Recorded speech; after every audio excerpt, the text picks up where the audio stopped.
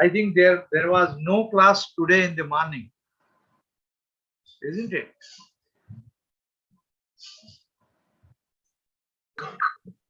Yes, sir. Yes, sir. 10:30 to 12:30 class was not there, no?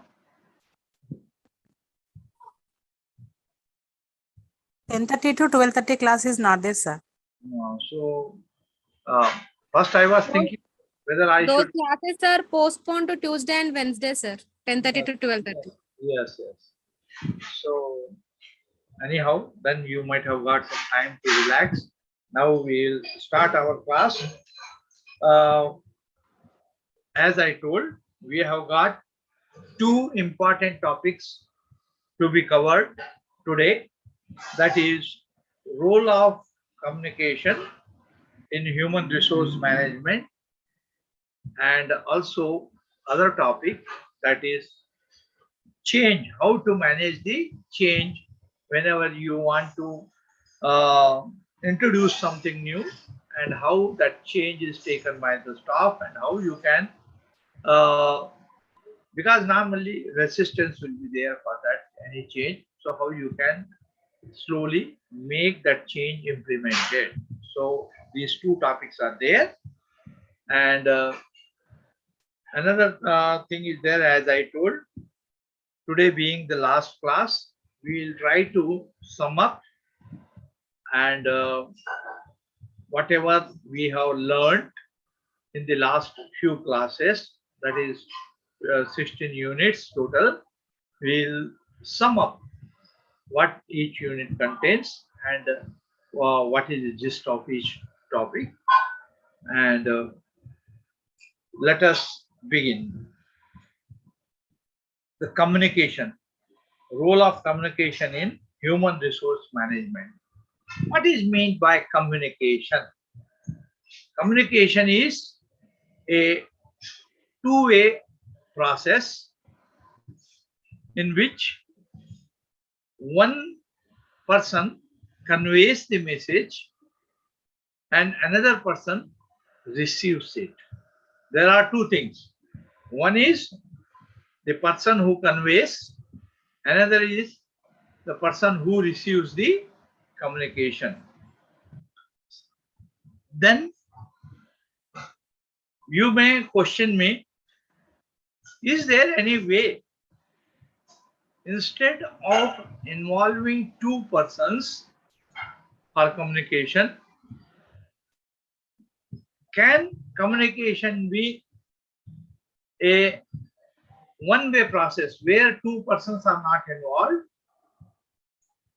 Let it be some other source, and the person who is receiving the information only should be there, and the other way, not the human being, but some other source which is conveying the information. Yes, it is possible.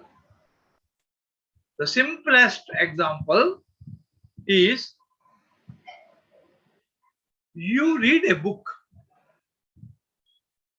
No doubt the human being is involved there also first, who has created that document, who has written that document, which is the source of information, which is the source of knowledge, and the person who reads that book is gaining the knowledge, is gaining the information. But if you see the presence and you find that there is no other person at that time, only the document is there in your hand, you are reading that document, only the thing, your eyes are seeing the matter, and the communication through that document is going to your mind. Just you are seeing what we call perception. What is perception? It consists of listening, speaking. That is, listening means hearing. The person who is conveying is speaking. And you are absorbing that whatever is being told, you are absorbing. Your mind is absorbing. Something you are gaining, what we call in general term, enhancement of the existing knowledge. When you read something new, that knowledge goes to your mind and adds up to your existing knowledge. So what is happening? Adding up of new knowledge or new information enhances your storehouse of knowledge. You are gaining. So what we have seen, you are gaining by reading. You are gaining, enhancing your knowledge by reading. Take up other thing. You are listening to something on radio, seeing some program on TV, whatever being showed either in the form of drama, either in the form of lecture, whatever you are seeing, you are absorbing your mind, you are looking with eyes. It is two-way communication and it is going into your mind and you are accumulating the knowledge. So, but similar thing is there for gaining knowledge or getting information through communication process while managing the human power, while managing the human resource. You may have to communicate to your staff. You may have to communicate among yourself, colleagues. You may have to communicate with your subordinates. You may have to convey to your superiors. Communication is the process which we will see further that it moves in different directions. It moves in different directions and the people get the information, which is very important in an organization for managing the works which are done through the human resource, which are done through the human resource. It is very important. Anyhow, before we go deep into the subject, we will see some of the definitions which are given. What is meant by communication? What the management experts have to say related to the communication, how it plays its role in management. So you can see also in your study material, page number 240, what it communicates. There is one management guru, Keith Davis. How he defines the communication? It is a process of passing information and understanding from one person to another. It is essentially a bridge of meaning between people. By using the bridge of meaning, a person can safely cross the river of misunderstanding that separate all people. Nicely described by Keith. What it says? It is the communication between two persons. One want to communicate, another one to receive it. And there is possibility always that there may exist some misunderstanding. To remove that misunderstanding, the communication should be clearly understood.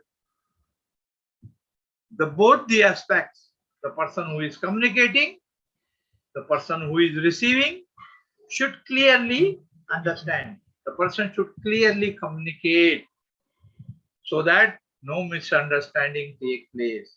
And the person who is receiving communication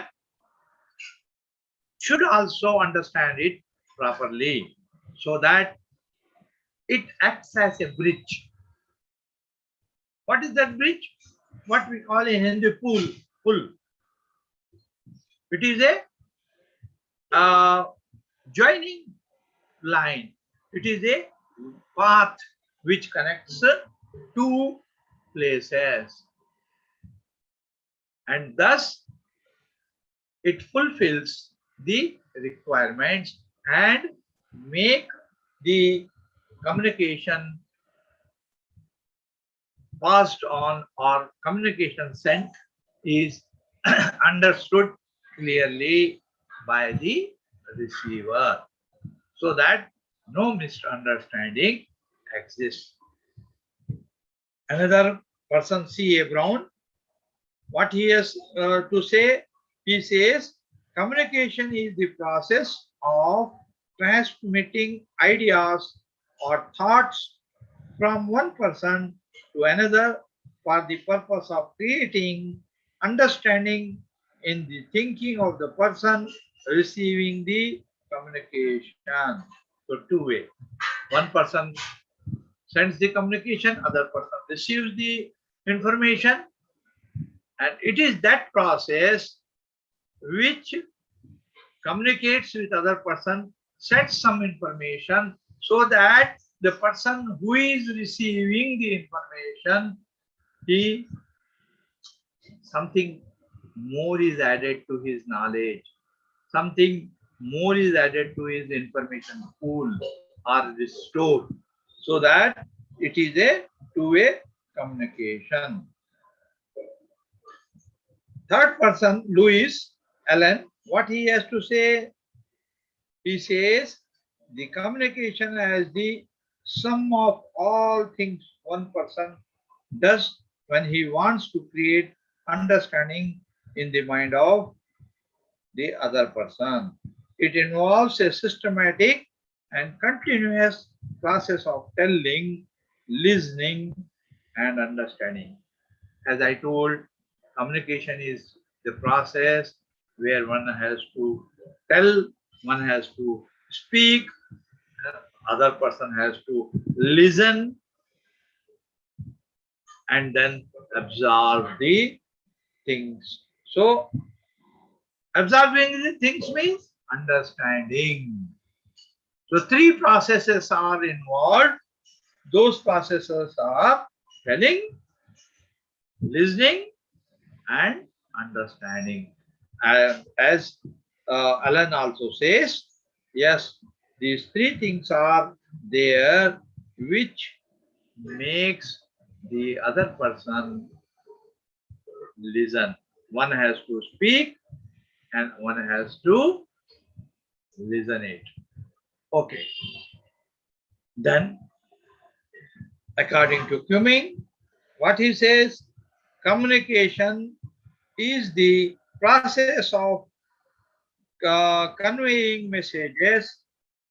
Messages may be facts, ideas, attitudes, opinions from one person to another so that they are understood.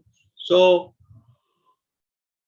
the total overall gist of all these four definitions which are given here is that message is conveyed by a sender of communication. Message is received by the person for whom that communication is supposed to be sent. And when the person receives the information, that information is understood and absorbed. So this is the gist.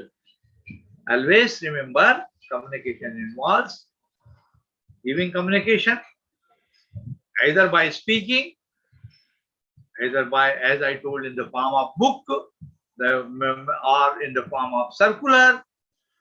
You are receiving a circular. You are receiving a circular or written memo. You are reading that. You are understanding something. Communication has gone through that circular to your mind. What is conveyed through that written message is understood by you, and that matter is absorbed by you. It has enhanced your understanding, enhanced your knowledge, enhanced your information pool. So this is the overall gist of all the definitions. And then what is the importance? What is the significance? Communication is the process of transforming information from an information source to a destination. Communication is the exchange of information and transmission of meaning, is the very essence of social system or an organization. Same thing. Only the play of words is there. It is playing with the words. It is nothing but it is the process which transforms the information, and always the information exists from, comes from a source, reaches a destination. Suppose it is in between two persons. So one person who is speaking is the source for information, and the person who is listening is the destination where the information is, or the communication is supposed to be sent. Receiver receives the information, sender sends the information. Two-way information. So what you find, why the information is important? What is its signification? What it will do? The communication facilitates and develops free exchange of information and understanding that is necessary for group of effort in converting thoughts into actions. Why you convey some message? So that people or a group of people receives that information, follows that, and whatever instructions are sent to the person or group of person, they convert that thing into actions. Something is to be done. You are instructing something to be done to the people, and when they are executing that instruction and performing some job or performing some action, that is we call converting or transforming the communication into action. Okay? To prepare employees for any necessary change by providing them necessary information well in advance.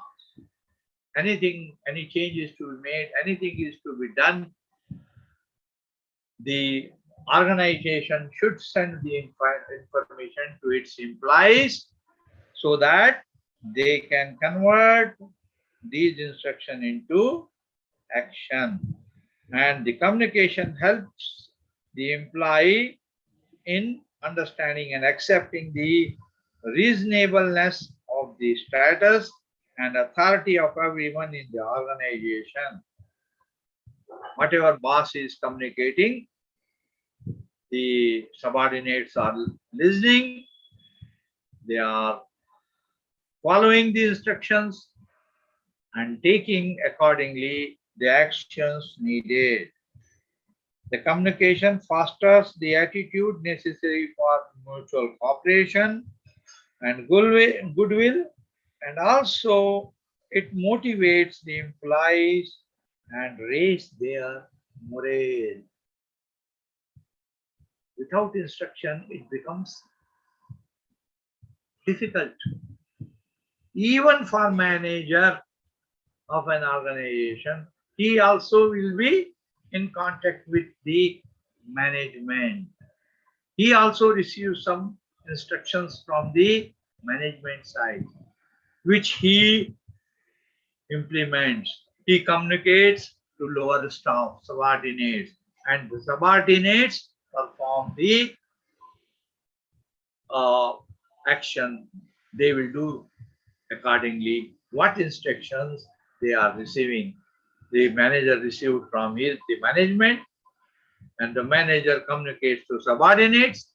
Subordinates further share that information, and after sharing that information, they convert that information to action, and thus the job required to be done is successfully carried out, successfully completed.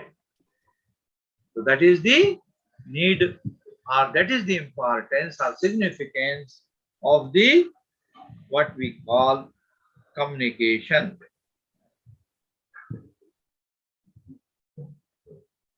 And in organizations, the communication flows from management, as I told, to the manager. In turn, he conveys it to the subordinate.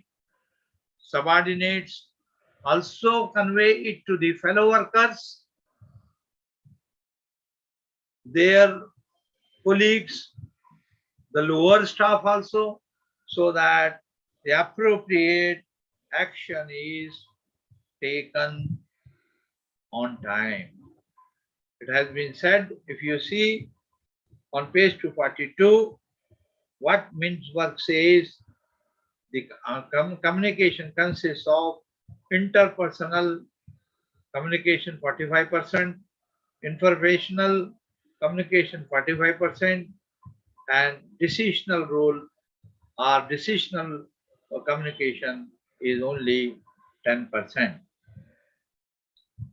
If you see on page number 242, how the communication process works.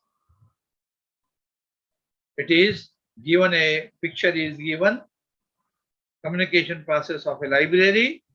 What he says, source is there, where the knowledge creation is there. The communication starts from the source. It is encoded in different forms. It is converted to a message or language. It is communicated through a channel. That channel may be oral channel. That may be a written channel. As I told, somebody is speaking, ordering, informing you, that is oral channel. Somebody sends a circular, sends a memorandum,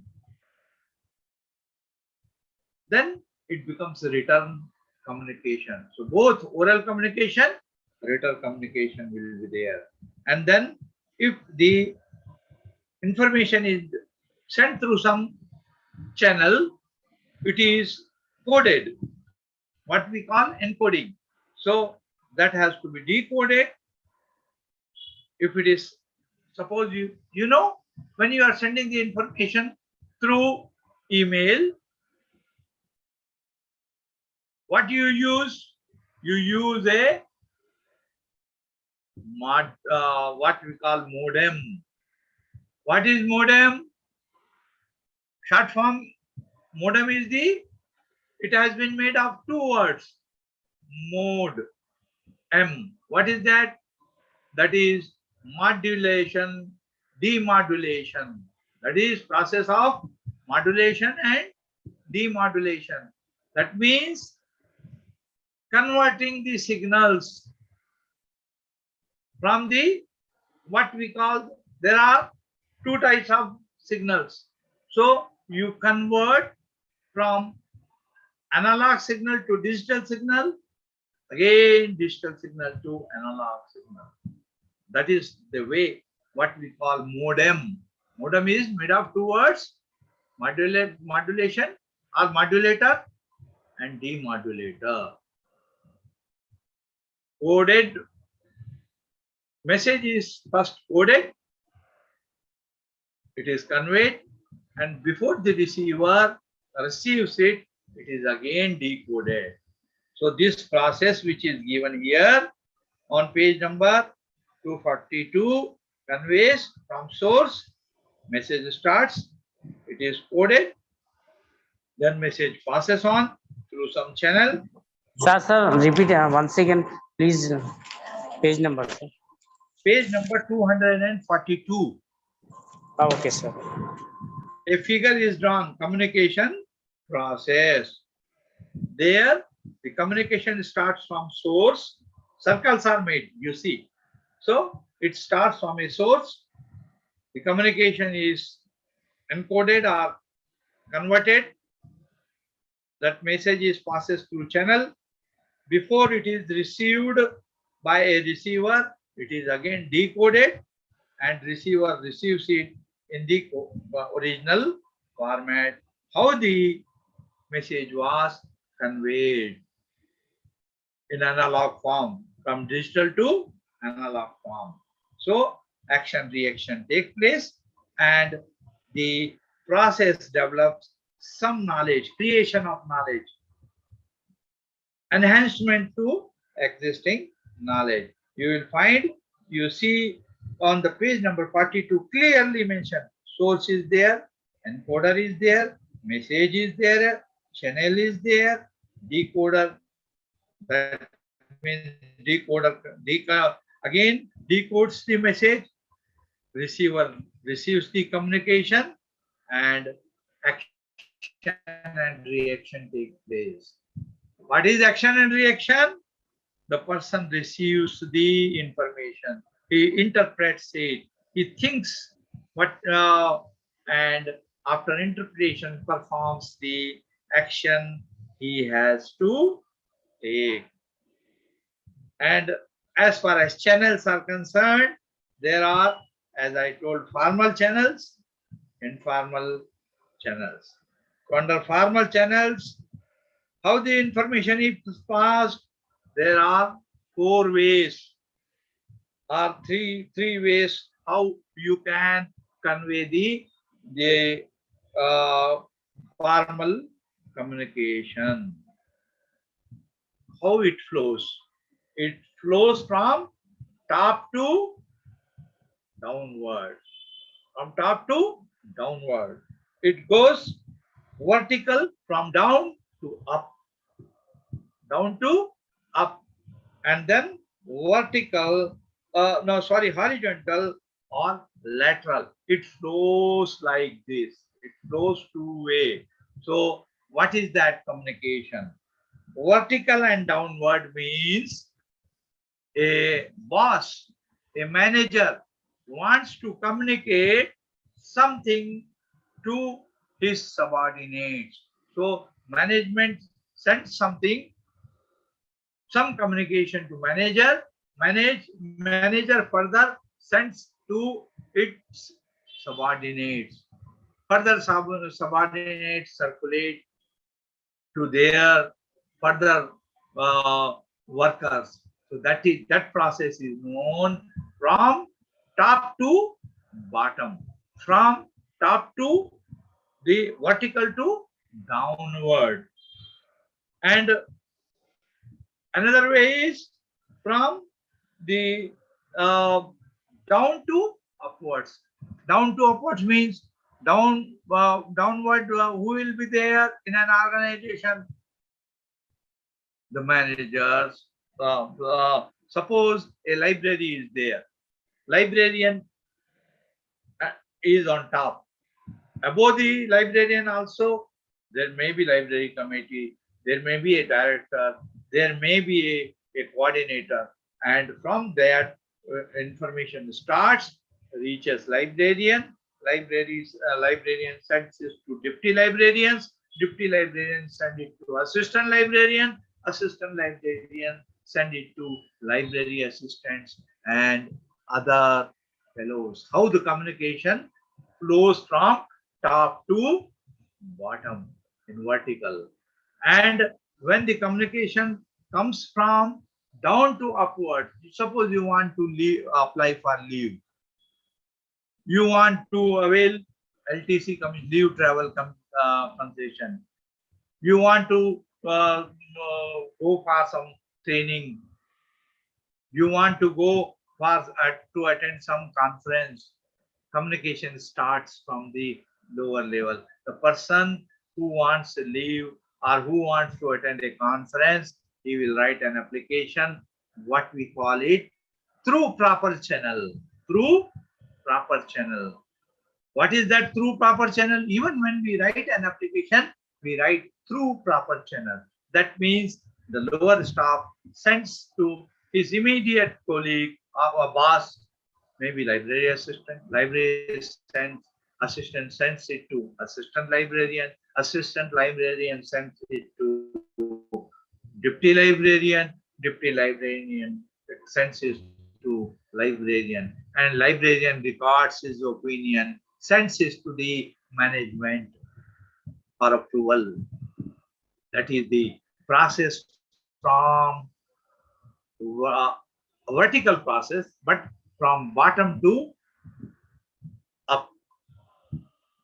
Another way was from top to bottom, boss to subordinates. The other way is from subordinates to boss. Requesting for leave, requesting for deputation to conference, requesting for some training, requesting for some financial assistance for educational purpose or whatever it may be, children's assistance, facilities available to employees. So two-way communication, top to bottom, bottom to top. And horizontal, lateral, what we call from left to right or right to left. How it goes? Communication between the managers of different library units, acquisition unit, processing unit, circulation unit, information unit. There may be sections, different sections.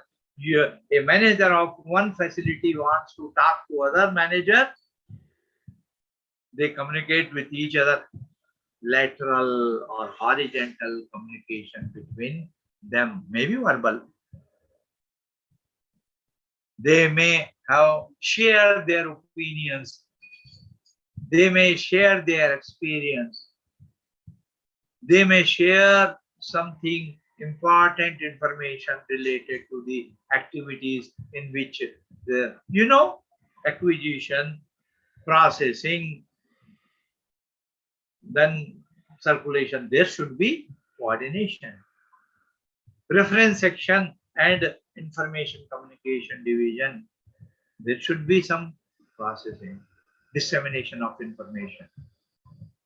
From where the information officer gets information, he gets through the documents, he gets through the databases, he gets through some sources. So there should be coordination. So information communication laterally or horizontally. So there are three-way communication. Remember, top to bottom, downward, from down to up, vertically up, and horizontal or laterally communication among the equal status people. Then whenever there is formal communication and informal communication, sometimes informal communication means just on telephone you receive some orders from your superior. Your boss or the director telephones and tells, yes, I need a bibliography. on such and such topic. Please prepare. I am coming in 3 hours time, or collect some information related to this topic. Urgently, I have to go for, I have to attend some conference or attend some meeting. I want this information. And he communicates informally without writing anything. He telephones, he sends a email. So such information, informal information communication can also exist.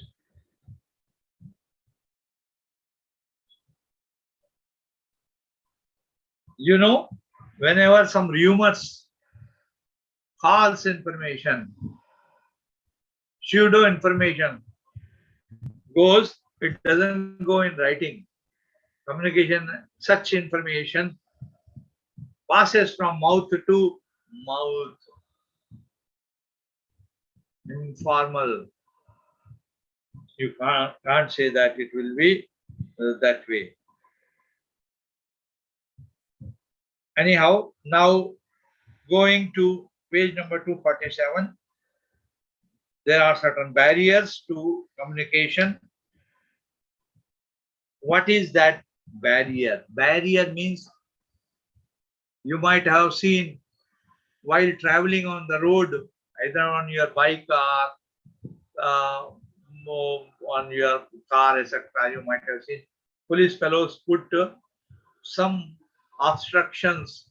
They will stop you there.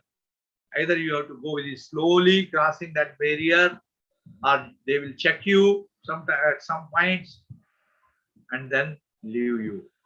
Barriers, obstructions. So there are certain barriers or obstruction to the communication. What are those? It has been identified that while communicating, there are 3 types of barriers have been identified. That is human or personal barriers, semantic barriers, and technical barriers. So what are those barriers? Sometime, let us see first human or personal barriers. One is distrust, threat, and fear. You don't believe, you fear, or sometimes you find the message as threatening. Threat, distrust, threat, and fear undermine communication. In a climate containing these forces, any message will be viewed with skepticism, and distrust can be result of inconsistent behavior by the superior, or it can be due to past experiences in which the subordinate was punished for dishonestly reporting unfavorable but true information to the boss. Similarly, in the light of threats, whether real or imagined, people tend to frighten out, become defensive, and distort information. Sometimes when you are receiving the information, you fear that you will be punished for your maybe some fault or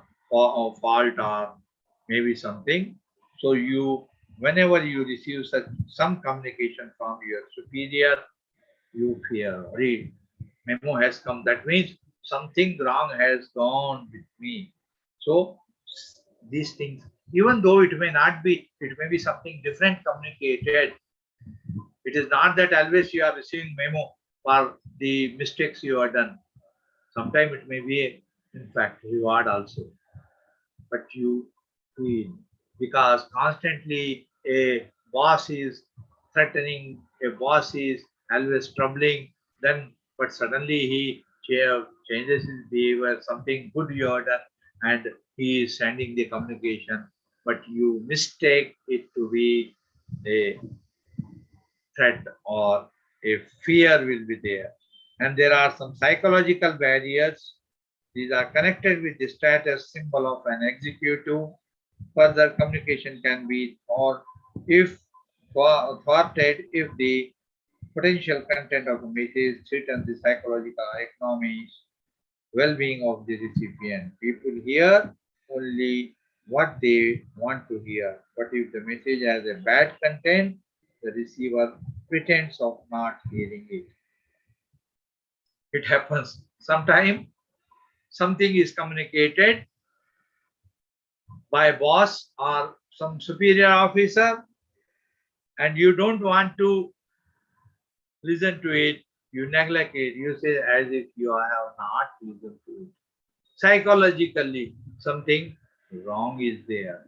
So sometimes organizational barriers are also there.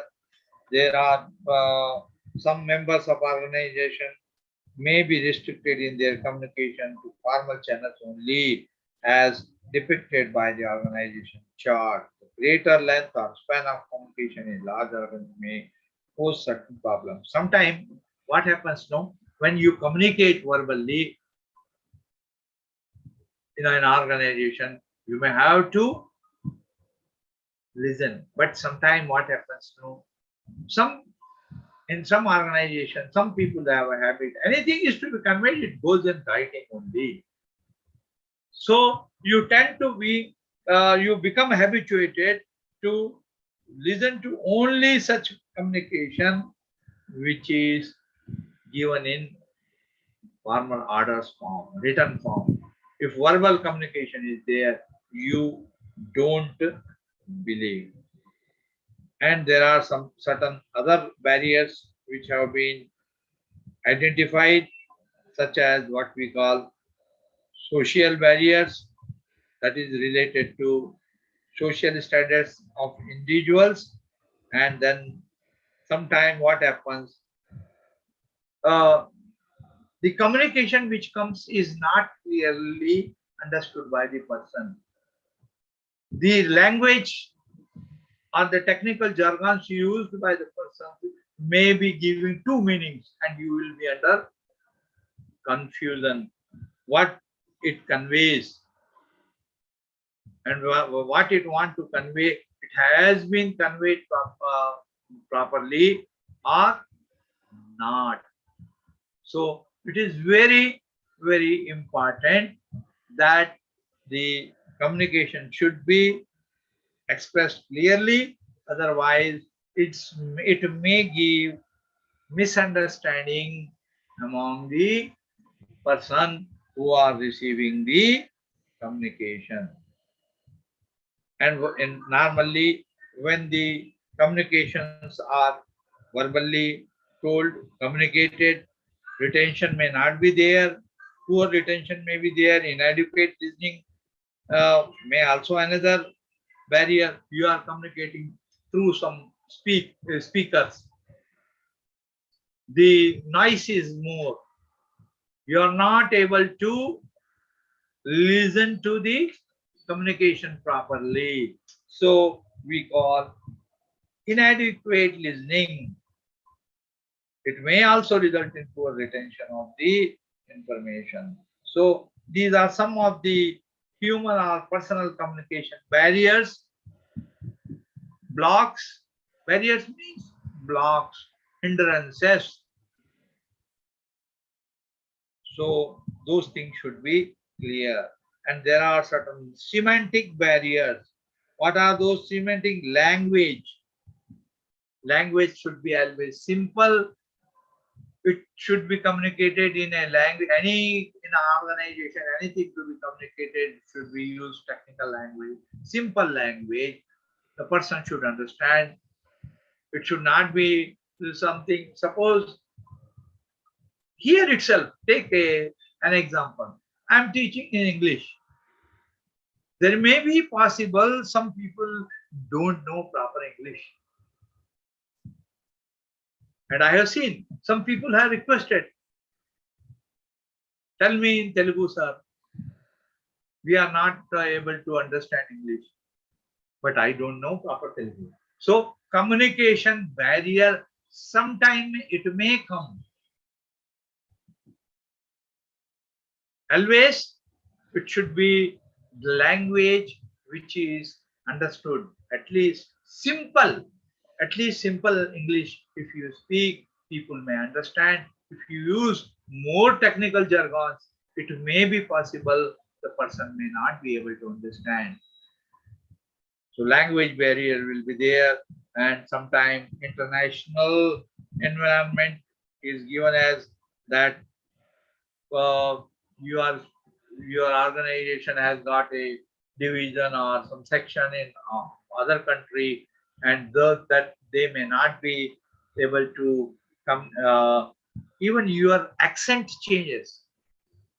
Sometime if you might have found a foreigner, a person American comes and gives a lecture, sometimes you find that his accent of English language is different. You may not clearly understand unless until you are more concentrating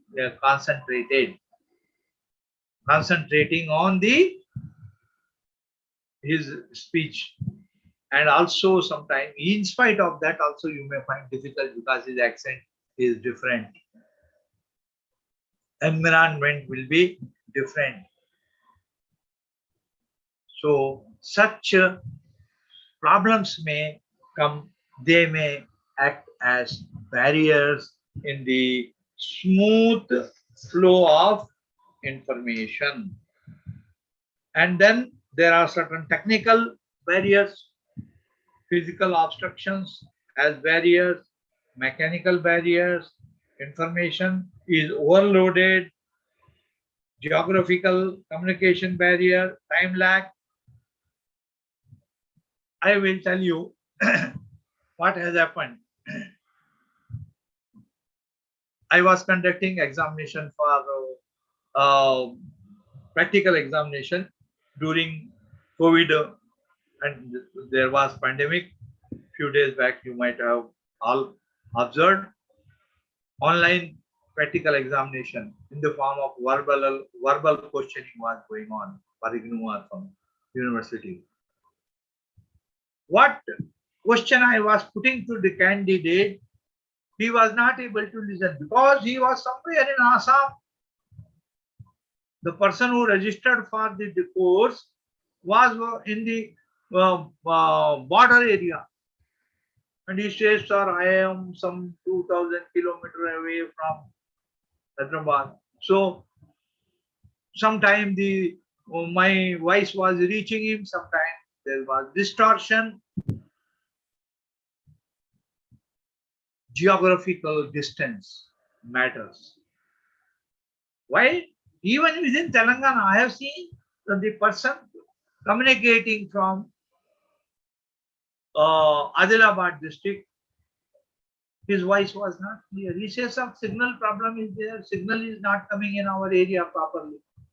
So technical problems may come, technical barriers may be there for the communication. And sometimes, suppose the headmaster or the principal is speaking to his students in all classrooms, there may be what we call loudspeakers, and the principal communicates, but there is noise. Noise means due to some problems, maybe electrical or some environmental problem, the message sent from there by the principal is not received properly to the teachers or to the students. He says the exam starts from 10th May, but it is not clear. Exam starts and then there is a gap. Some distortion is there. 10th is not properly. You are in confusion whether it is starting from 10th or whether May 15th, what principal has conveyed due to technical problems. He may be conveying correctly, and you don't also have a problem in listening, but technical problem, which is the message which has crossed or traveled from the principal's room to the student's classroom, maybe a problem, technical problem, external noise. So such things may happen, and sometimes You might have seen when you are seeing the results, some board exam results, university results. Everybody wants to see his results first. You are seeing the website. Everybody is trying to see, put his roll number and all. There is a crash of website. You might have read in newspaper and heard also so much information accessing as well as loading. If you load more information or if you simultaneously access to a source, there may be breakdown. What we call, we have heard, the website has crashed. That is technical barrier. You cannot avoid. Again, you have to do some technical rectifications to set right that problem. Inform the people. Don't see more than that. It is a simple thing I am telling you. You are using a lift in a hotel or in a college or somewhere. It is written not more than 6 persons at a time. Suppose 8 or 10 persons are entering the lift, pressing button. Will you be able to reach that floor which you want to go? No. That lift breaks down. It halts somewhere. You may have to press button for getting panic and pressing button, security fellows coming, opening that lift gates and bringing you out. How? That is overloading the information, overloading the weight in the lift. So it acts as a overloading also as a barrier. Geographical location distances as a barrier. The passage of the information through communication lines due to noise, there is a barrier. So all those things, time lag. Sometimes it happens. You have got an interview to attend. You see, it is how the time lag deceives you. Some circular is there. A letter comes to you. You have to attend tomorrow interview or some post for which you have applied at 10:30 a.m. And you are receiving the communication today or on the day of interview due to postal delay or some whatever it may be. You break your head, or what I can do, or tomorrow is the interview, how I will reach. There is no flight in the evening to that place where interview is there. There is no train. If train is there, it takes 24 hours. How I can reach and attend the interview? Time lag. Tomorrow is the exam. You are not able to download the hall ticket. You don't know where is the center. You don't know what is your roll number. You don't have the hall ticket in your hand. Barriers. Those things are called as barriers. Anyhow, now certain principles have been given how effectively one can communicate among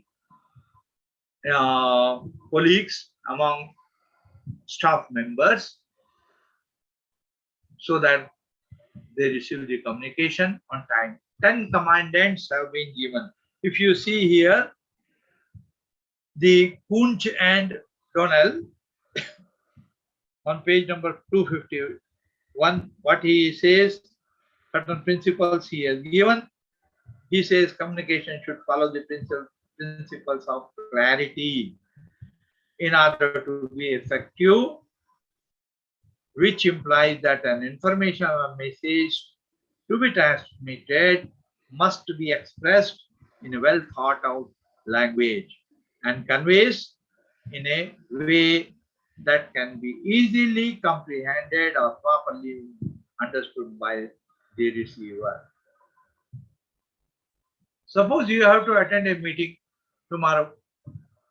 You receive a communication that you will be, you are invited to attend this meeting, or you are informed to attend the meeting which is going to take place tomorrow at 2 p.m.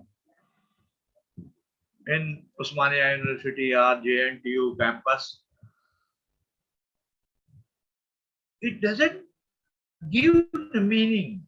You have understood you are invited for the meeting which is going to take place at 2 o'clock in the university campus. Where it is? What is the venue? Even if you say University Arts College, which room? There are number of rooms, 20, 30, 40. So communication should be clearly communicated. Or anything. If you receive that the center for examination will be Osmania University or JNTU or Telugu University, you don't know. Campus is very big. It is clearly mentioned that it should be in such and such building, such and such department. At least you can go there and find out the exact location of the venue. Another principle says that effectiveness of a communication is the principle ensuring the need for full attention and concentration to any transmission, oral or written. And a communication will be effective if it is clear and it is clearly understood. Effectiveness of communication will be then and then only assured. It should follow the principle of integrity based on the recognition and managerial communication and principle of strategic uses of informal organization, implying that managers must use the grapevine or informal channels of communication. If you are communicating, send to everybody for whom it is meant, use email, use proper communication method. If you have got if you can send through the online communication, you can communicate through speakers properly. It should be there. If you see on page number 251, the something is given here. You can see 10 commandments given by American Management Association. They also mean the same thing, but I will read for you. Seek to clarify your ideas before communicating. Before you communicate, you should be clearly decide what you want to communicate. Examine the true purpose of each communication, and then consider the total physical and human setting where you want to communicate. If you want to communicate with the organization, whether everybody has got an email, if you are sending through communication through email. If you want to communicate through speakers, whether every section has got a loudspeaker and you want to communicate through the mic. If you then consult with others where appropriate in planning communication, you can speak to others before you communicate if you want to make some proper communication way. If you don't know, be mindful while you communicate the overtones as well as basic content of human message. It should be properly communicated, neither loudly nor it will be too slow, so or too low, people may not understand. Then take the opportunity when it arises to convey something of help or value to the researcher. Follow up your communication. Communicate for tomorrow as well as today. That whenever it to others in for after words something to communicate. Be sure your actions support your communication and seek not only to be understood but to understand. These 10 commandments have been given by American Management Association. It is given on page number 251 to 52. Please read that. Now we will move to the management of change. That is 16th unit. Change. This word is very important. What we call in a Hindi or Telugu, parivartan. You want to make some changes. Change in method of working, change in procedure to be followed in an organization, change in some rules which are followed by the staff or the organization, change in some system, change due to technical advancement, making change for shifting from manual to automated method. Change word says you want to introduce some change in the organization. For example, you want to make a change in your circulation system in the library. So far, you have been using New York system in which 2 cards were used. 1 card was given to the member. New York system, but you want to switch over to membership tickets, what we call brownie system of circulation, introduced by this Nina J. Brown.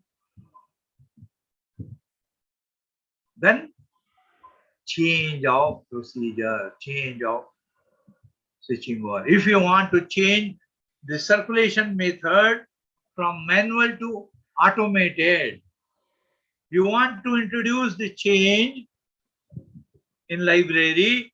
Instead of card catalog, you are introducing a library software where you can search catalog via database.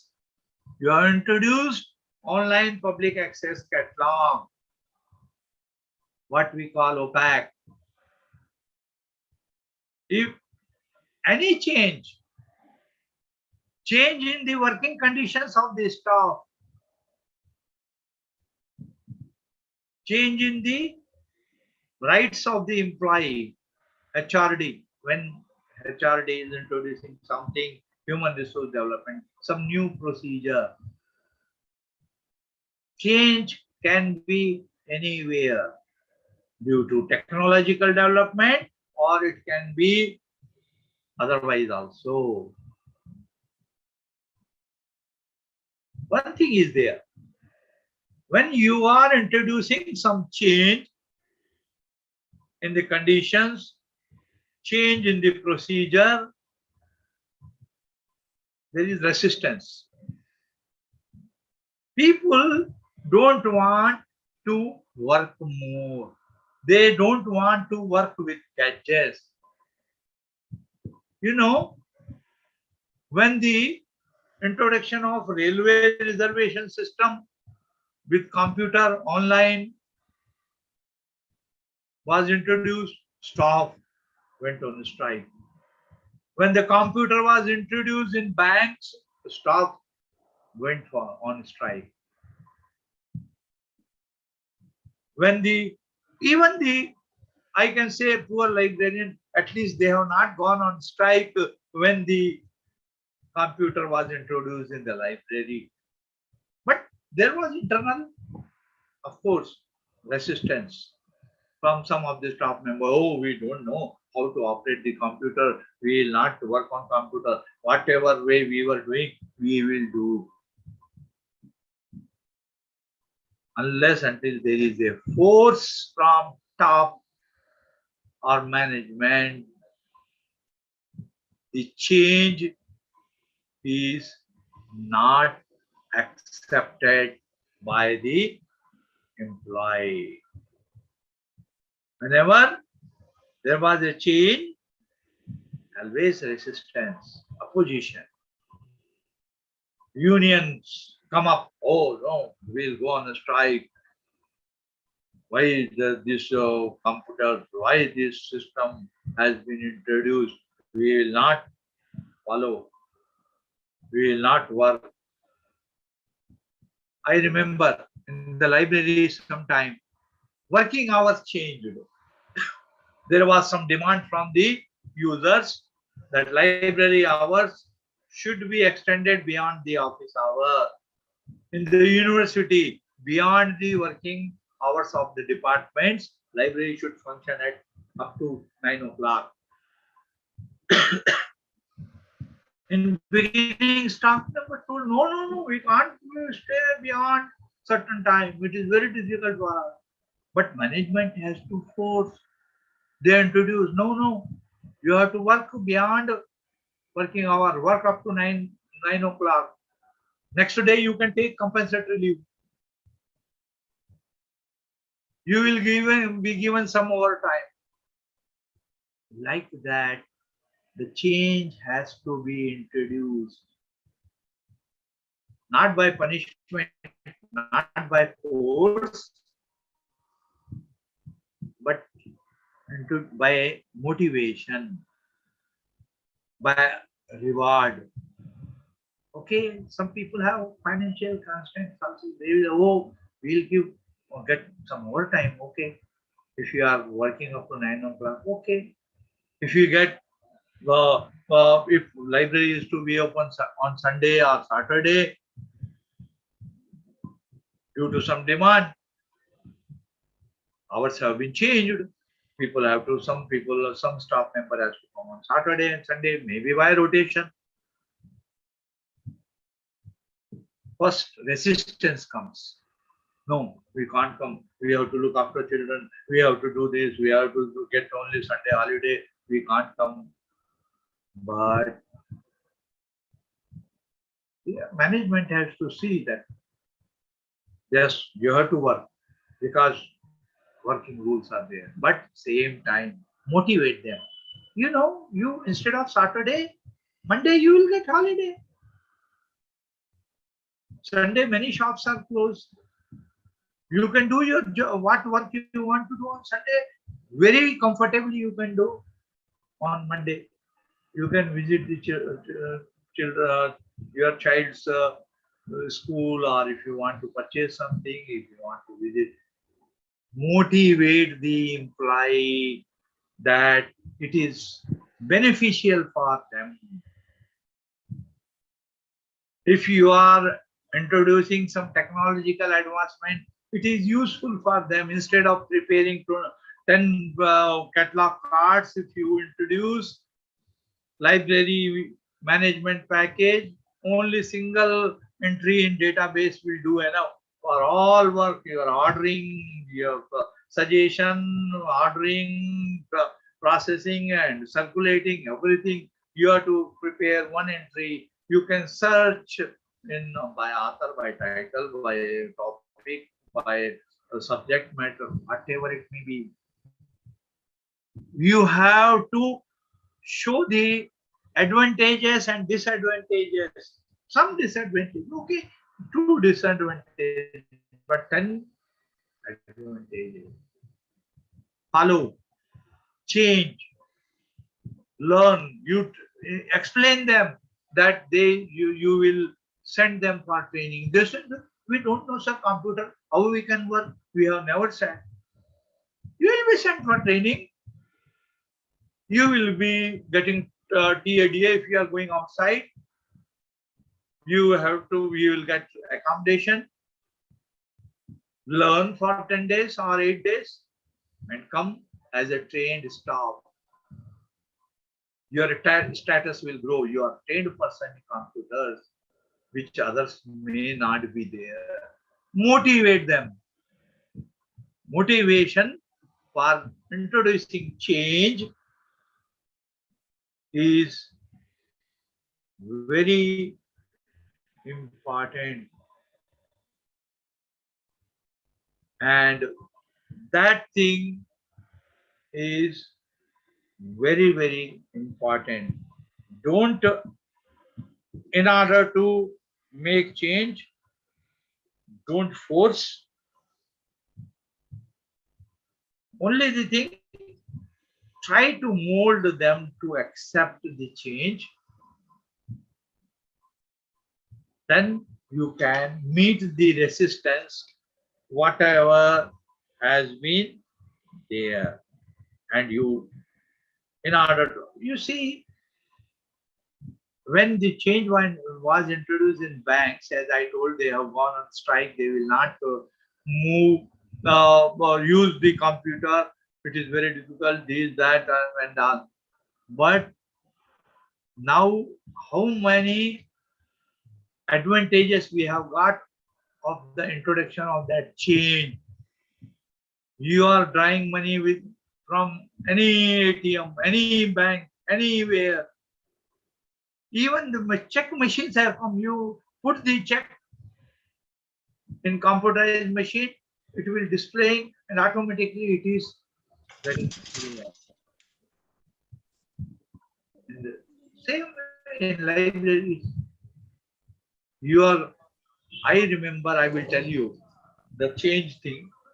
When I was a librarian,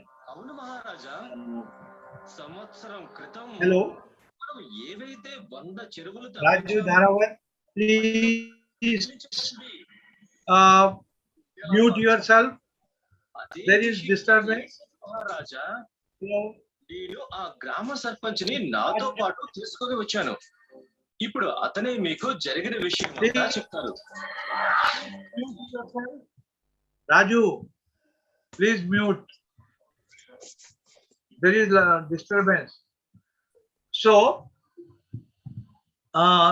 change can be taken as a welcome by the staff, welcome aspect, so that it will accrue benefits later on.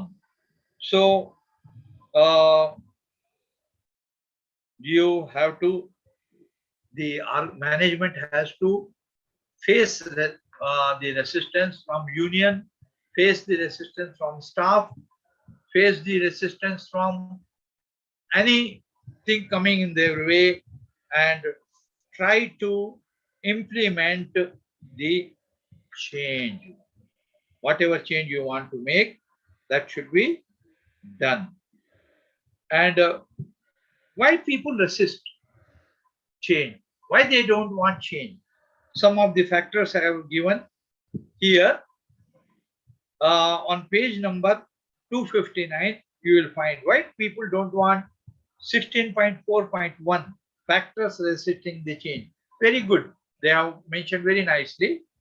Employees feel that there is likely retrenchment leading to unemployment. What people feel? If organization is introducing computer, they are using automated method, then they may remove the regular employees or they may retrench them. Number may be reduced. No, but it is wrong. That fear should be removed from the minds of the staff members, that they will be removed from job. There is the need of staff to even operate the computers, operate the machines. Where is the question of retrenchment? Where is the question of reduction in the staff? So that should be explained. They need to learn new skills, undergo training to enable them to practice new procedure efficiently. As I told, staff fear.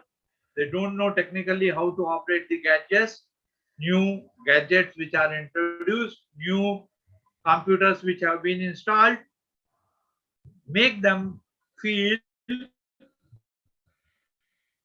that they should be comfortable. They will be sent for training. They can easily understand how to operate the electronic, and it will be more advantageous to them rather than doing writing so many times with pen when there are different registers. They can make a single entry and they can easily do the job more perfectly, more accurately, and more easily. That thing should be put in their minds so that resistance comes down. The third thing, the present knowledge and skills are likely to be outdated. The bosses or the management should explain the employees if they remain older timers using old manual methods. If they are not adapting the change, they will become outdated. They will not have respect. Others will be far going up in their career while they may remain there. So make them understand the introduction of gadgets, introduction of new technologies is for their betterment, for their advantage, as well as the clientele's advantage. After working for a long time in a specified environment, they become reluctant to learn new things and new responsibility. Why people resist? They want the same procedure to be followed. They don't want to use gadgets. A teacher giving same old notes which his teacher has given, just dictating those pages. If anything new, if any slides are to be prepared, if any new syllabus comes, they try to resist. Hey, what is the new topic we have never heard? How to read? How to explain to students? No, that resistance is useless. It has to be. Everybody can understand. When something new is introduced, there will be a solution for it to learn. You know, how many teachers in schools were knowing about online? How many of them have used computers, online communication, online teaching? But this pandemic, COVID, has made them learn, and now right from school till university, colleges, university, everybody has resorted to what? Online classes. They have become comfortable in conducting online classes. Even for school children, nursery, first class, they are learning through online classes. And teachers also, those who resisted in beginning, now have become comfortable and sitting in their house, they have taken classes. Change, adopting the change. So this thing that they are, after working for a long time, they want to use the same thing, old thing, but they have to make change. There is a possibility of displacement or shifting of division section leading to new position in a new environment. Anyhow, the need and demand for change also has been given. Competition, criticism, appreciation from user community, willingness of authorities, administration, staff toward change. All those things are driving force, because otherwise readers say, yeah, bhai, this library is old.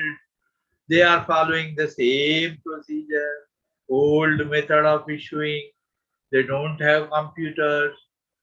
We cannot search information using computer. We cannot search a database. That is spoken by the reader. And that kinds of comments from the readers, from the clientele, from the users, become a driving force for the authorities to adopt the change, introduce the change, implement the change. That is very important. And the there are given certain strategies for change, how the change is to be introduced, and also some 10 commandments given. The gist I will tell, the gist of these 10 commandments as well as the other things, given strategies. First, you have to define the what change you want to make, introduce it to the staff that you want to make such and such changes shortly, and then only uh, make change. Without informing, change should not be made. Give some time to the employees who have to adopt that change, and then identify some consultant, resources, motivators. You have to choose some person who will provide training, who will provide the resources, and also persons who motivate the staff to employees to adopt the change, and determining the intermediate change strategy, whatever way you want to introduce them. You show that there is a demand for change and how the employees can slowly make changes in their working system, and also uh, sometimes change in relationship with organization to the environment, change in managerial strategy, all those things have been given. Very simple, as suppose what change is there, to what extent does the top management encourage influence from other parts of the organization? How do they manage conflict? To what degree do they allocate decision making based on where the information is located? And what kind of feedback system do they have for getting information about? So certain managerial strategy, certain procedure to be followed by manager to implement the change, from where change is coming, how that change is to be informed to the users, how it can be informed to the workers, how they can implement, all those things should be given. Here, some of the things given as 10 commandments of change. They're very simple, I can tell you. What are the 10 commandments for given for this? Make the employees aware that change is to be introduced. Before introducing, make sure that the employees know about that. Make the employees realize the direct and indirect benefits of change to them, how they are going to get advantage of that change if they are adopting. Make that thing known to the employees. Third thing, inform them of proposed change, but do not implement immediately.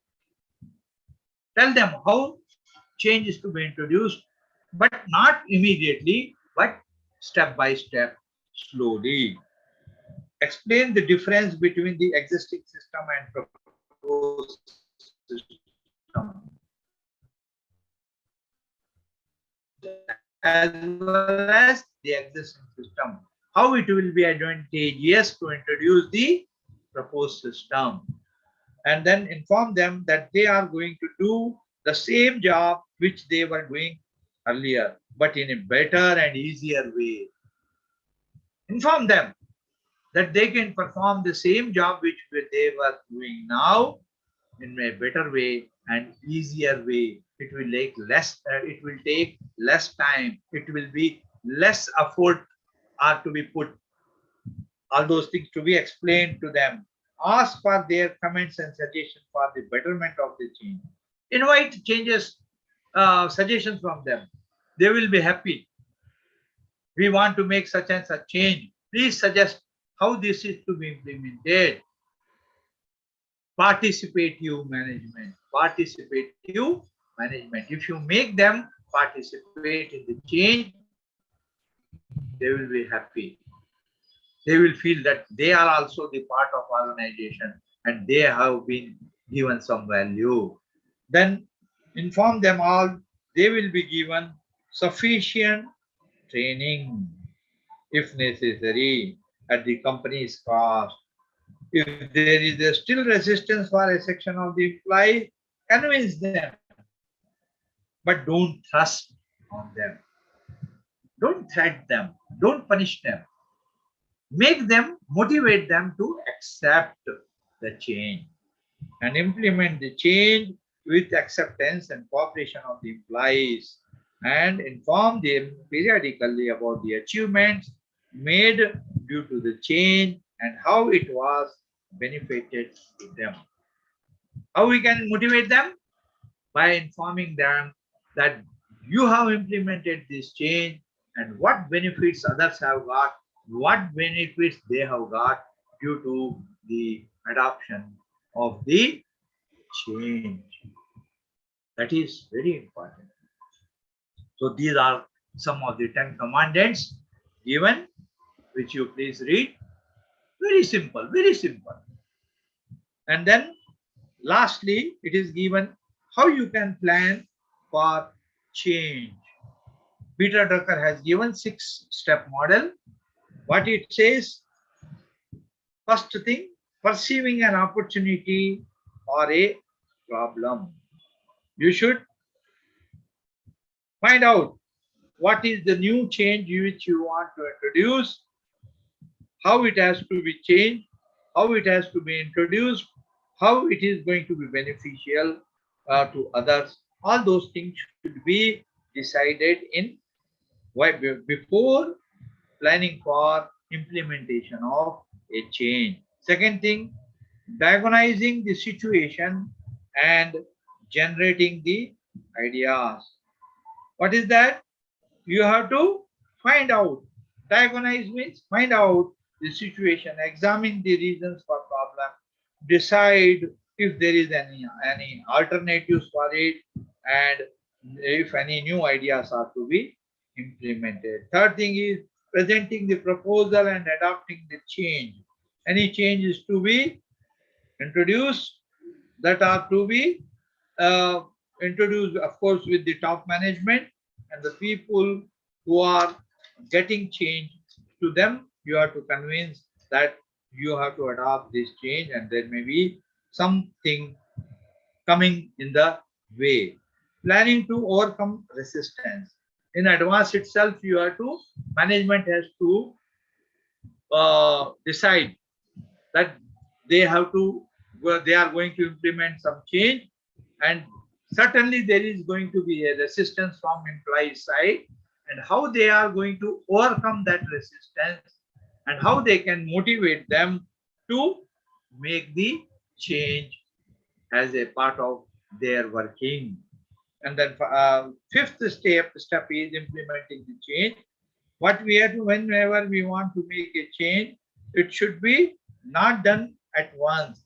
It should be done in phased manner, one after one step by one step by step. It should be changed. The change should be implemented in any section unit on experiment basis, and then if it is successful, implement it in other divisions also. And finally, important thing is monitoring and evaluation. Whenever you make a change, monitor the change, evaluate it. What were the benefits of introducing a change, introducing a new system? And if you have, you are able to introduce that change, then you should be able to evaluate it, find it, and then get the benefits. So these are some of the steps which have been given when you implement. So please follow these things. And I have been, there is what I find here, some people have asked that they want to get, they have not clearly understood the communication and communication channels and barriers.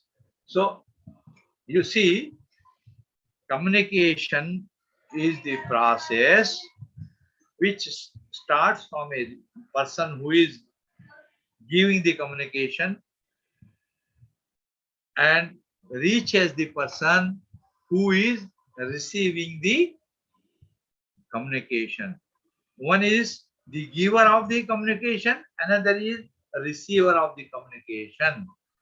Whenever communication is reached through some channel, it has to pass through certain things. Suppose you are conveying something to the other person over telephone, or if you want to send some message or email from one person to other, there are two types of signals. As I told, there is analog signal and digital signal. The analog signal, whatever we are speaking is analog signal, which we are communicating through telephone. That is converted to digital format, what we call encoding. It travels through the cable. It is before it is received to the other person. Again, that digital signal is converted into analog signal, and it is heard by the other person who is the receiver of the communication. So this process of messaging will have a person who is the person giving message or messenger, messenger. Message starts with the messenger. It is encoded, changed from analog to digital. It travels, and then before it reaches the receiver, it is decoded. It is converted back into the analog signal, and the person receives it in the same fashion, in the same language, in the same tone, which was sent by the receiver. This is what we call the communication, traveling of communication from receiver to the messenger to the receiver in a formal way, in a communication channel. It can, when you are sending through email also, you know, email doesn't go as it is. It goes in packets. They are divided into packets. Those packets are numbered. They are going in jig-bag fashion to the receiver from the sender. They are accumulated at the receiver. If you know information technology, you might have, there is a paper to you where you are studying about the emails, studying how messages pass, how the communication take place.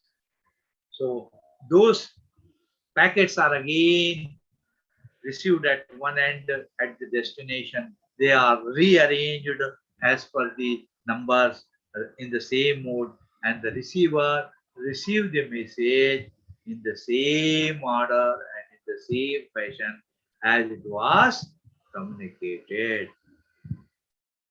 And the barriers to communication means, barriers is, as I told, police fellows are putting on the roadside sometime some barricades. Similarly, there are some barriers in receiving the communication. In order to, there are some human things, there are some psychological barriers, sometimes technical barriers are also there. Human barriers means if you are not communicating clearly to the person, or you are sending a message, he will not understand. Use simple language. Don't use the words which are giving double meaning. Whatever message is there, that should be clear.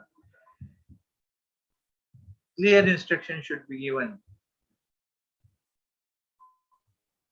As I told, there can be some technical problems also. If you are sending the message through some passing through some speaker mode, loudspeaker as well as the mic, there should be no technical issues. There should be no noise which will be making your message not reaching in proper fashion to the receiver. He is not able to understand. Geographical barrier is there. If there is a lot of distance, there is more possibility of distortion. If international communication is there, there may be language barrier. There may be accent problem.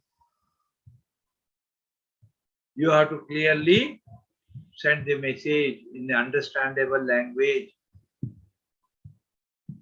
You should clearly communicate. Distance should not be the problem. So these are some of the barriers which are given. It is, if you read 2-3 times, you will be able to understand. They are not difficult. They don't have any things. Now we have got another few minutes left out, and we will see in a nutshell what we have learned in the management of information and library and information centers paper. Here the material, study material which is given to you is divided into 3 or 4 blocks. One block, first block, is related to theoretical aspects of the management, principles given by different management gurus, which you have to apply while managing a library.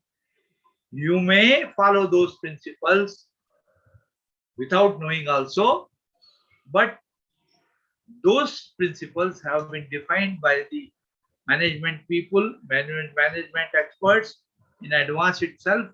And when you think over, you will realize, yes, you have followed those principles while managing your library without knowing also. So these things, block 1, which have got the theories of management. Unit 1 is concerned with nature and purpose of management. Why management is needed?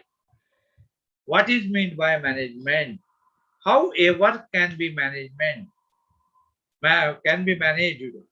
and how the management sees that the works which are to be taken up in the organization in order to realize the goals or the objectives of the organization, how it can be performed, how the performance can be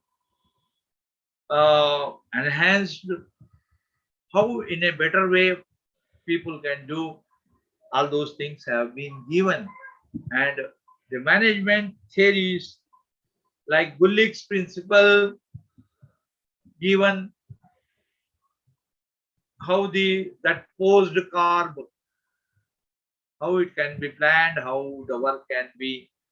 First, naturally, when you, before organizing or performing a work, you have to plan. After planning, only organization can be done. Who will be doing? Manpower, staff. So you have to see that proper manpower is deployed, proper staff is deployed to manage the work, to organize the work which has been planned by the management, and then the management has to take the decisions from time to time. They have to coordinate the work and see that there is a coordination among the staff. There is coordination between the staff, employees and employer. There is proper control that the work is done smoothly or on time and in right way or not. Proper budget is given by the management following the budgetary principles, and thus the work is managed. Several theories have been given with regard to motivation, how to motivate the staff, what are the ways motivation can be given, how you can promote the employees, how you can feel them that they are satisfied, what are their physiological and comfort levels which will help in motivating them. And then also, if you see in unit 10, unit 2, some different management schools have been described: behavioral schools which were existing ancient times. From that, you are following up in the coming up to the modern theories. What are the modern ways of taking the work from employees? How the principles have changed, how the working procedure has changed.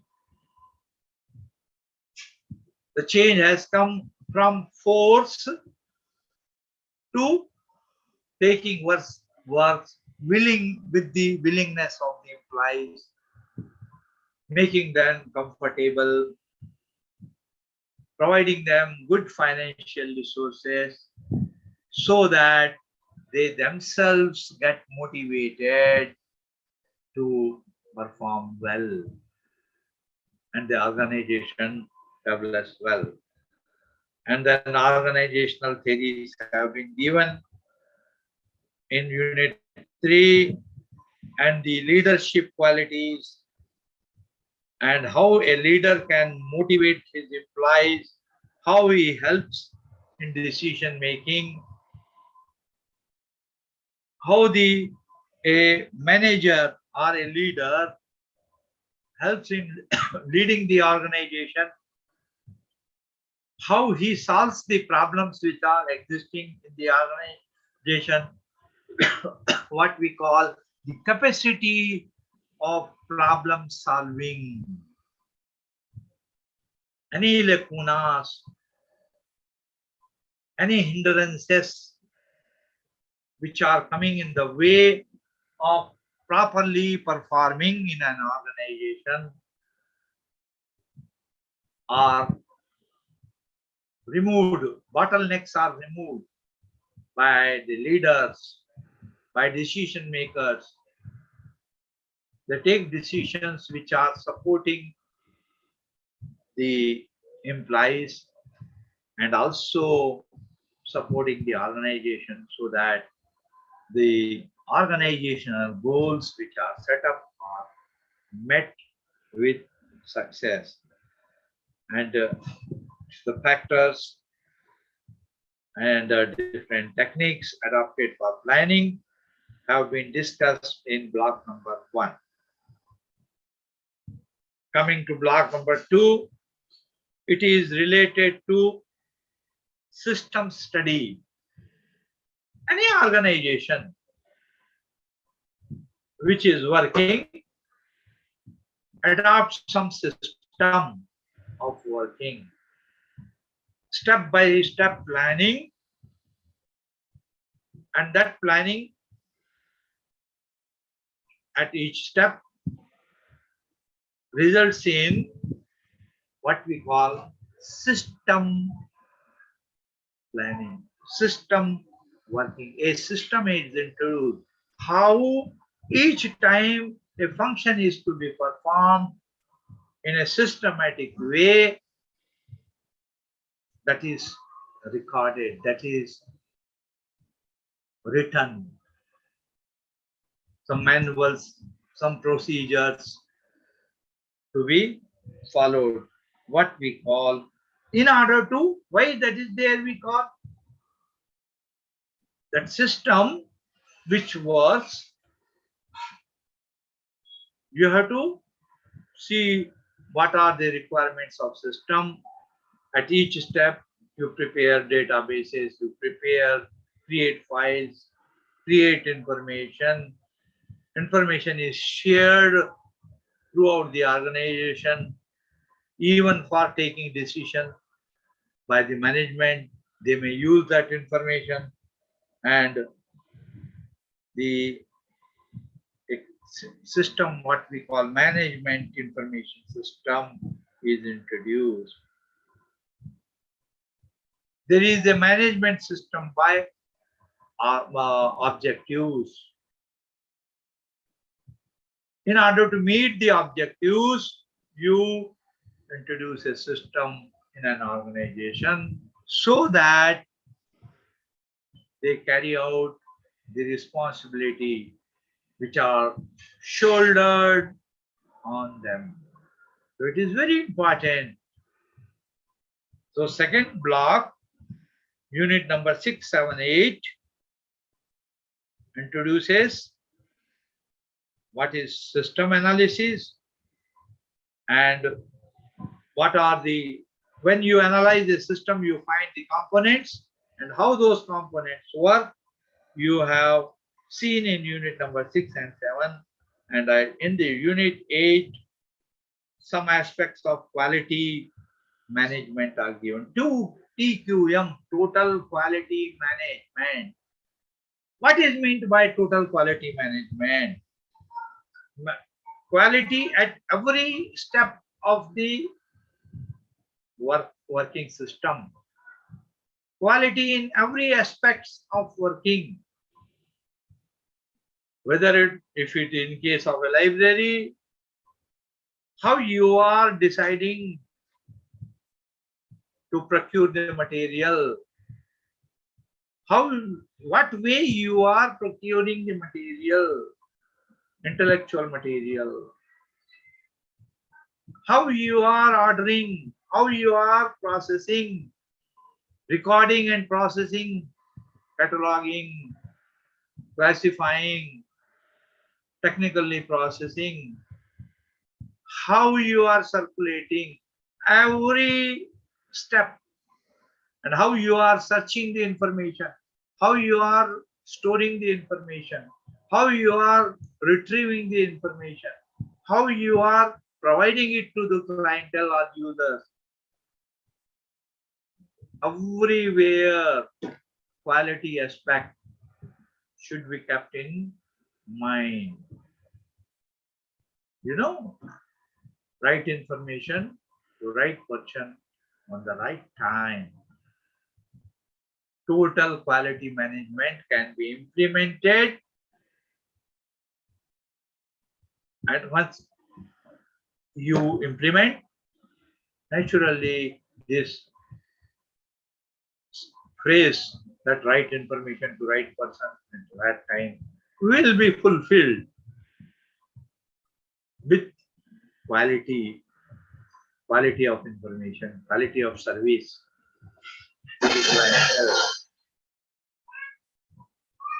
And then block number 3 of your syllabus or service material, study material says how the resources can be managed in the library. First is how the management helps in the growth of organization. Secondly, how your system works. Thirdly, what are the resources which can be managed in the library? Collection development.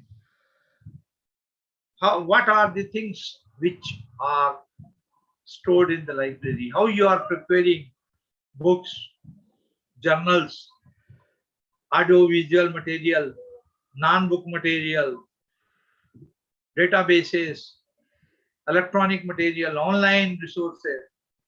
How those things can be acquired in a library. You are getting suggestions, you are getting books on approval, you are getting books, resource material with the help of librarian,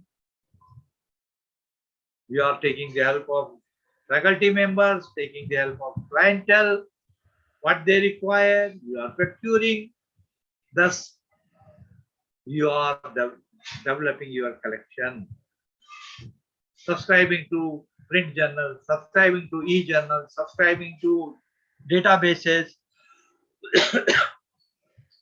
subscribing to bibliographic and full text material, agreeing to writing, entering into contact with publishers, how you are getting perpetual access to e-material.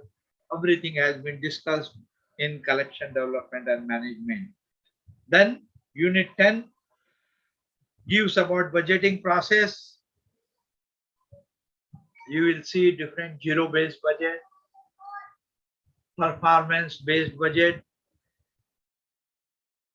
You are seeing the budget based on the performance.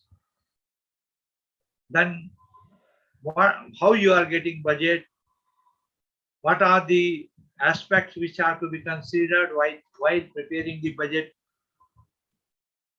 All those aspects you have been given in unit number 10. Everything has been clearly there. It is there in your study material, and how you do the costing, whether the benefits accrued of your services, the material procured and provided to the users is realizing the investment made for the library services. Whatever you have spent, whether really it realizes the objectives for which the amount is being allocated and spent for the library service. And unit 12 discusses about marketing of information services. Don't think that you are selling something. Marketing of information is whatever your services you are providing to your clientele, that is a kind of selling. Though no money is involved, you are not charging them. Always remember, the selling is giving customer satisfaction. A customer gives money to you, gets some service, gets some material, purchases something to get satisfaction. Whether the services provided by a library provides required satisfaction to the reader or clientele or user or not. If your clientele is satisfied, yes, proper service is received, proper information is received, then that means you have marketed your product successfully.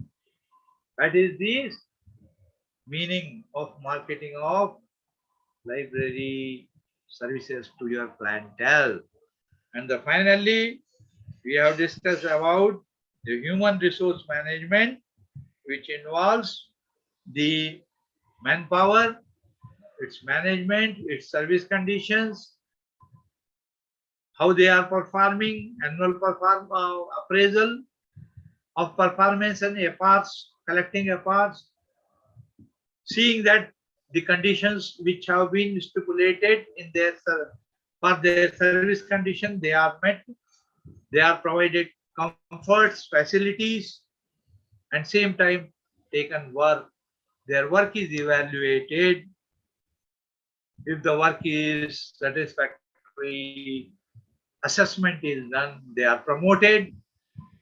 Sometime if they deceive, if they don't perform well, sometimes punishment also in the form of some financial or some other way, punishment is also given. Everything is human resource management. From recruitment, from selection till recruitment, then service conditions, till retirement,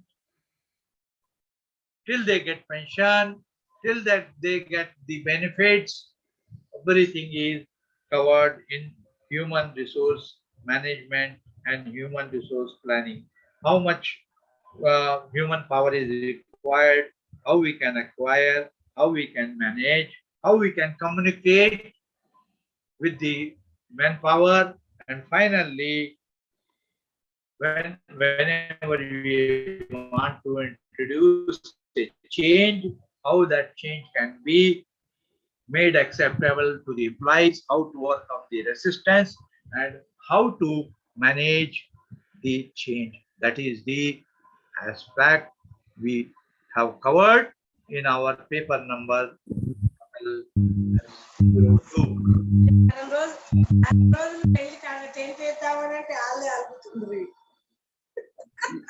Your voice is not clear, please. Tell me what you want.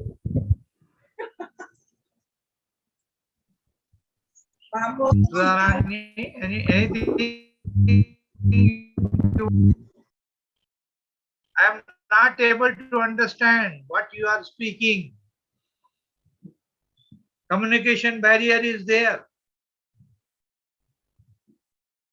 Please let me know. You want any clarification?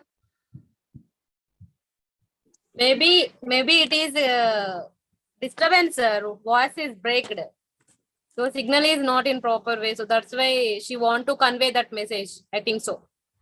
Oh, now, but here there is everything. Yes, sir. Sometimes it happened. Sometimes it happened throughout the class. It's okay, sir. It's not that much problem. Okay. So anyhow, yeah, anybody needs anything, any clarification, they can communicate to me and I will help. And otherwise, Sir, please the once time- again explain about communication channels. pardon? Communication channels, various communication channels on 15th I have chapter. already repeated now. I have 2 times repeated. Communication channel is nothing but how you are communicating from one authority to other, from top to bottom, from bottom to top, and from left to right, right to left. That is horizontal communication. Then I have also given how the communication takes place using communicator, but passenger. Then communication is coded, encoded. Then it before it is reached to the person, it has been it normally gets decoded, and person receives in the same way as the original message. So that process is given on. I have told you 241 or some page number clearly mentioned. So please read. Definitely you will be able to follow. Read 1 or 2, 3 times. You will be able to follow. If any problem is there, let me know. I will. Okay. Sir, Yes. one small favor, sir. Among all these blocks, sir, which block gives the more marks in examination, sir? We have to focus on which block? There is no as such particular block. Questions will be always when the examiner sets the paper, it is told that as far as possible, all blocks should be covered. So whoever answers for the questions nicely, irrespective of the block, will get good marks. There is no as such rule that block 4 will be having good more marks or 3. No, all are equally divided. Only the thing how you write in the examination, how you answer, that matters. But and how clearly you explain the matter, that matters. But does not say no block has got a favor for giving more marks. Okay? Okay. Thank you, sir. Okay. No mention. So now I think is the time for other professor who is going to take up class. So I am leaving now, and all the best for your examination. Please read your study material well. Try to don't, one thing I am telling before closing, don't try to cheat. Cheat in the sense, many times I find people go on repeating the same sentence, thinking that examiner is not going to read. They change paragraph, repeat same sentence. Don't do that. In clear words, write in concise way, you will get good marks. If the examiner knows that you are able to understand the topic, you are able to communicate well, you will get good marks. But don't try to deceive by repeating same sentence and trying to give wrong answer. Okay? So Thank you, sir. all the best for Thank you, sir. all of you for attending the class and everything. Please attend other classes. Okay? So this is my last class for this paper. Okay?